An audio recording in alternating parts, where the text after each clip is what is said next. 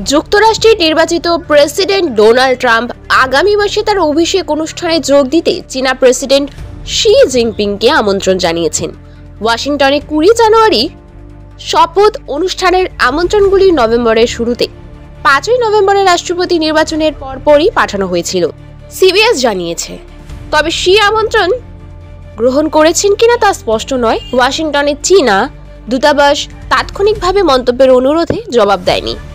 শুক্রবার এক সাক্ষাৎকারে ট্রাম্প বলেছেন যে শির সাথে তার খুব ভালো সম্পর্ক ছিল এবং তারা এই সপ্তাহে কথা বলেছে।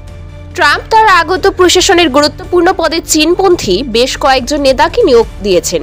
এর মধ্যে মার্কো রুবিওকে সেক্রেটারি অফ স্টেট করা হয়েছে।